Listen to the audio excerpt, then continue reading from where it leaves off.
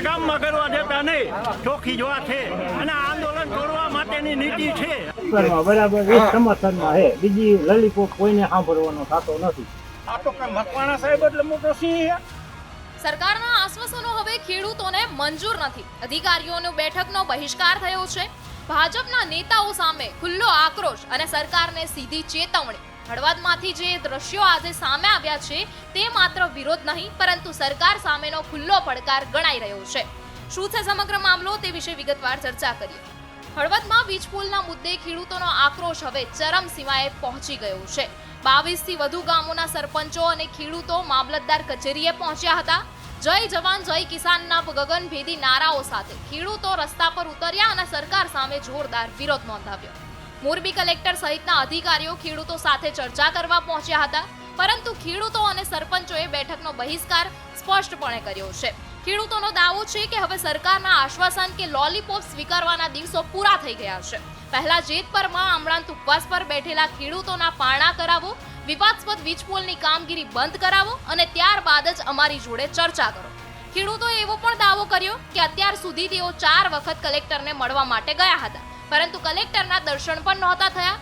તેમના કહેવા મુજબ દર વખતે બંધ બારણા જ જોવા મળ્યા અને કોઈએ તેમની વાત સાંભળી નહોતી. હવે જ્યારે ખેડૂતો રસ્તા પર ઉતર્યા છે ત્યારે તંત્ર બેઠક માટે બોલાવી રહ્યું છે. ખેડૂતોનું કહેવું છે કે હવે બંધ બારણા પાછળ કોઈ વાતચીત નહીં થાય. જે પણ ચર્ચા થશે તે ખેડૂતોની માંગણીઓના ઉકેલ બાદ જ અમે ખુલ્લેઆમ થશે. ખેડૂતોનું કહેવું છે કે તેઓ જેતપરના ખેડૂતોની લડાઈમાં સંપૂર્ણપણે સાથે છે. તેમનો દાવો છે કે અદાણી અમારું કંઈ જ નહીં ઉખાડી શકે. અમે અમારી જમીન અને અધિકારો માટે અંત સુધી લડવા તૈયાર છીએ. ખેડૂતોનું વધુમાં કહેવું છે કે સરકારને સ્પષ્ટ કહી દો, હવે ખેડૂતોને માત્ર આશ્વાસન આપીને મનાવી શકાય તેમ નથી. આ દરમિયાન ખેડૂતોને સમજાવવા પહોંચેલા ભાજપના આગેવાનોને પણ ભારે વિરોધનો સામનો કરવો પડ્યો. એપીએમસી ચેરમેન રજની સંઘાણી, જિલ્લા આરોગ્ય સમિતિના ચેરમેન ધર્મેન્દ્ર એરવાડિયા અને ભાજપ જિલ્લા મહામંત્રી તપન દવે સહિતના આગેવાનો સામે ખેડૂતોનો આક્રોશ ફાટી નીકળ્યો. ચૂંટણી સમયે જ પ્રજાની વચ્ચે આવતા નેતાઓ સામે પણ ખેડૂતોની નારાજગી ખુલ્લેઆમ જોવા મળી. ખેડૂતોનું કહેવું છે કે વર્ષોથી માત્ર વચનો આપવામાં આવ્યા છે, પરંતુ જમીન પર કોઈ ઉકેલ આવ્યો નથી. હવે નિર્ણયનો સમય છે, આશ્વાસનનો નહીં. સરકારને સંદેશ આપતા ખેડૂતોનો દાવો છે કે હવે લોલીપોપ નહીં ચાલે, નિર્ણય જ સ્વીકાર્ય રહેશે. સૌપ્રથમ તે દ્રશ્ય પર નજર કરી લઈએ અને ત્યારબાદ તે વિશે આગળ ચર્ચા કરીએ. વાળાને કામમાં કરવા દેતા નહીં, ચોખ્ખી જ વાત છે અને આંદોલન કરવા માટેની નીતિ છે આવડાની. એટલે બધા ખેડૂતને સરપંચને બોલાવે છે બંધ બારણે, તમે અહીંયા આવો, તમારું થોડું પેલું કરાવી દે, એ માટે કરે છે. ખૂબ પેલું છે આનું. ખેડૂત એકતા છે, હવે જોઈ લે સરકારે આંદોલન થાય છે. હા,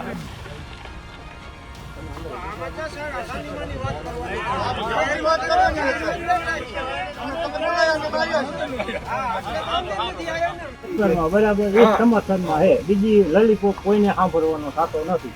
લલીપોપ જોતો નથી. આજ દી લગી સરકારે લલીપોપ જ આપ્યા. લેખિતમાં આપો એ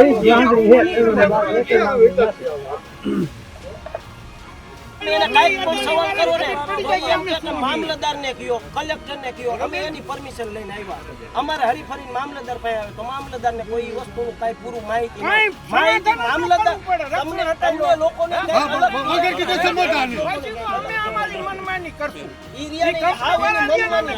અમે આજે બધા ખેડૂતને કલેક્ટરશ્રીએ બોલાવ્યા હતા સરપંચ સાથે, અને આજે રજૂઆત કરવા માટે બોલાયા હતા.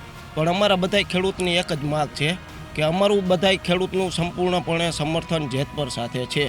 કાંઈ પણ તમારે અમારી સાથે વાત કરવી હોય તો જેતપરના અમારા જે ઉપવાસ આંદોલનમાં બેઠા છે ત્યાં આવીને જાહેરમાં રજૂઆત કરો. અમારે ગામમાં આવી રીતે અલગ અલગ થઈને અલગ અલગ મિટિંગ અમારે નથી કરવાની થતી.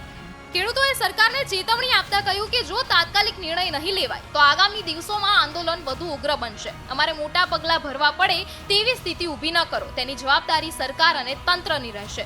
એવી ચેતવણી પણ ખેડૂતો તરફથી આપવામાં આવી છે. હાલ હળવદમાં એક સ્પષ્ટ સંદેશ સામે આવ્યો છે કે ખેડૂતો માત્ર ચર્ચા નહીં પરંતુ નિર્ણય માંગે છે. વીજ પુલનો આ વિવાદ હવે માત્ર એક ગામનો પ્રશ્ન રહ્યો નથી, પરંતુ સમગ્ર વિસ્તારના ખેડૂતોના અધિકાર અને અસ્મિતાની લડાઈ બની રહ્યો છે. શું હવે ખેડૂતો સરકારના કોઈ આશ્વાસન પર વિશ્વાસ કરવા તૈયાર નથી? શું અધિકારીઓ સાથેની બેઠક પણ ખેડૂતો માટે અર્થહીન બની ગઈ છે? અને શું સરકાર સામેનો આ વિરોધ હવે મોટા આંદોલનનું સ્વરૂપ ધારણ કરવા જઈ રહ્યો છે. હળવદમાં આજે જે દ્રશ્યો સામે આવ્યા તેણે આ તમામ સવાલો ઊભા કરી દીધા છે. હાલ હળવદમાં ખેડૂતોનું વલણ સ્પષ્ટ છે. પહેલા જેતપરના ઉપવાસી ખેડૂતોના પારણા, પછી જ કોઈ ચર્ચા. બીજી તરફ ખેડૂતો સરકારને ચેતવણી આપી રહ્યા છે કે જો હવે કોઈ નિર્ણય નહીં લેવાય તો આગામી દિવસોમાં આંદોલન વધુ ઉગ્ર બનશે. હવે જોવાનું એ રહેશે કે સરકાર ખેડૂતોના આ આક્રોશને શાંત કરે છે કે પછી આ લડત સમગ્ર રાજ્યમાં વધુ વેગ પકડે છે. તમારું આ વિશે શું માનવું છે તેમને કમેન્ટ કરીને જરૂરથી જણાવજો. આવી જ અવનવી અપડેટ માટે જોતા રહો GS TV. હું તમારી સાથે કાવ્યા શાહ.